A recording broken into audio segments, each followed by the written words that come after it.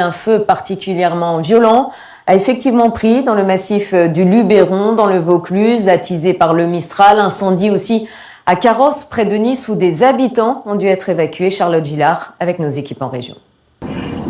Depuis les hauteurs de Nice, on aperçoit l'épaisse colonne de fumée.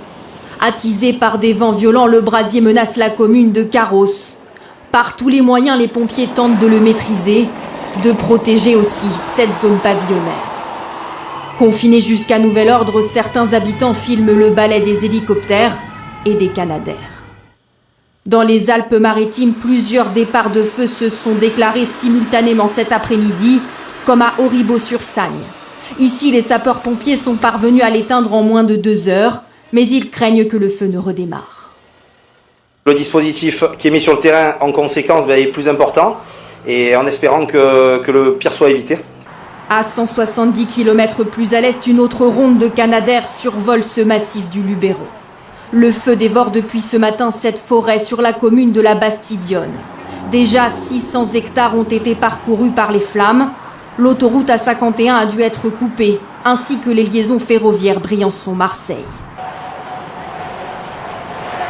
On concentre tous les efforts évidemment avec les avions côté flanc droit et les troupes au sol côté flanc gauche pour le limiter dans sa propagation et faire en sorte que ces points sensibles ne soient pas atteints. 400 hommes sont mobilisés.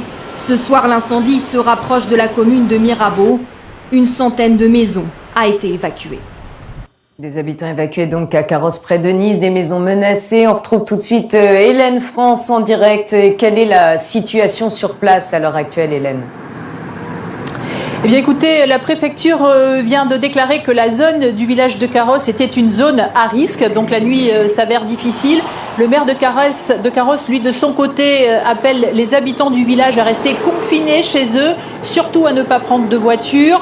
Quant à ceux qui habitent des préfabriqués ou des caravanes, eux, ils doivent les évacuer de toute urgence. Je vous rappelle que pour le moment, on en est à 70 hectares de brûlés. Fort heureusement, aucun drame humain. En revanche, le bilan matériel commence à être lourd. Une maison, un garage, 3 voitures. On attend d'un instant à l'autre des renforts, à peu près 140 tonnes, donc 2 colonnes de sapeurs-pompiers qui viendraient du Var. Merci beaucoup Hélène pour ces précisions. Situation délicate aussi dans le Luberon. Estelle Mathieu, vous êtes à la Bastidonne. Le feu progresse-t-il encore ce soir ?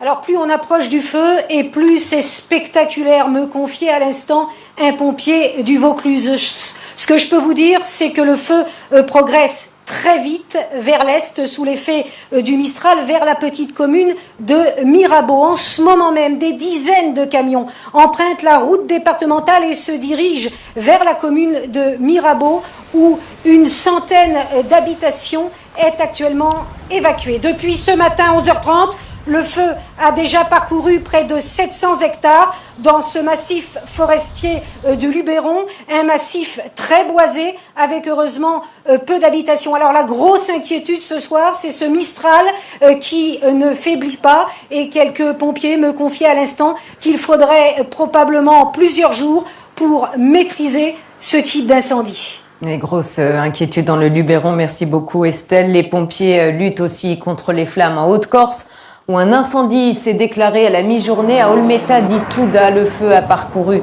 900 hectares. Là aussi, des maisons situées à la périphérie sont menacées. Elles ont été évacuées.